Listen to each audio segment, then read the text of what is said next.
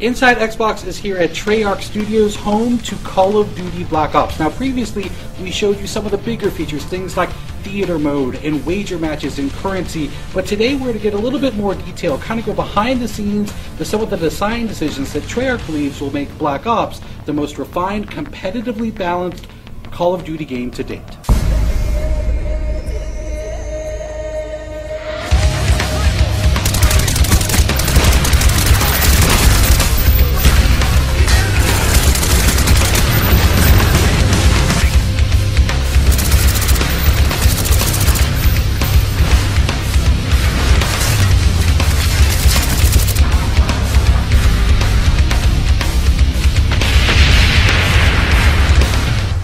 One of the great things about having such a large community of players playing our game is that it isn't very difficult for us to hear when fans do not like something about our game or they do like something about our game. All we have to do is listen, and we are listening.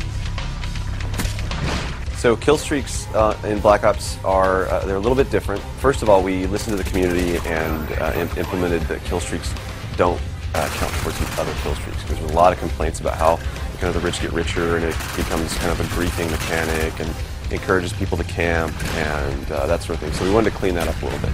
Secondary to that is that we wanted to make kill streaks feel more interactive. We didn't want to just do the fire and forget kind of thing where you just hit the button and go, because then there's no really risk reward there for the player. All of our kill streaks have some aspect of interactivity to them, whether it's the attack chopper picking a spot in the map where it goes and hovers rather than just letting it go and circle around the map.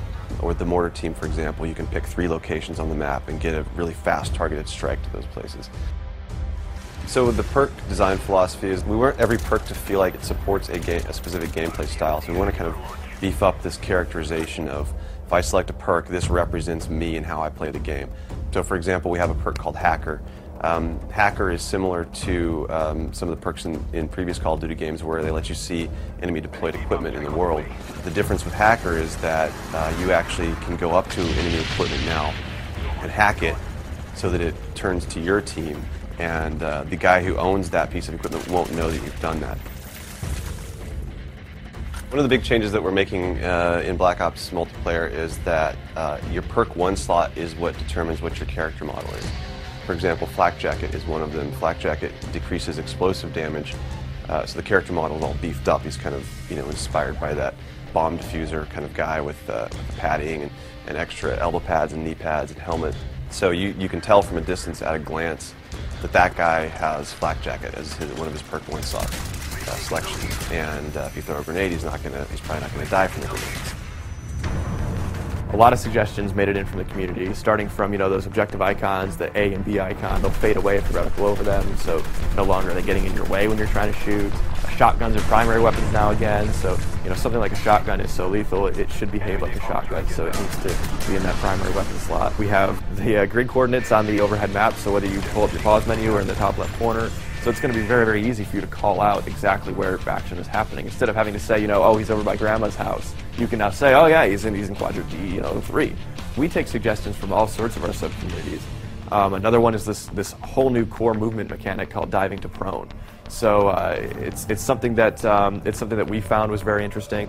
It's used best for evasive and defensive maneuvers, but it really we needed to make sure we balanced that, because we understand that drop shotting is a frustrating thing to some people. So we wanted to make sure that this thing wasn't going to be used aggressively to grief or to frustrate players. So there is sort of a recovery time after you land, and you'll have to take a half second to pull your gun back up. So it's actually a penalty if you try to use it as an offensive maneuver. Little subtle things to the game that I think the fans are really going to like. We hope you've enjoyed our in-depth look at what it takes to put together the multiplayer for a game like Call of Duty Black Ops. Thanks everyone for watching Inside Xbox. It's too close, fight harder.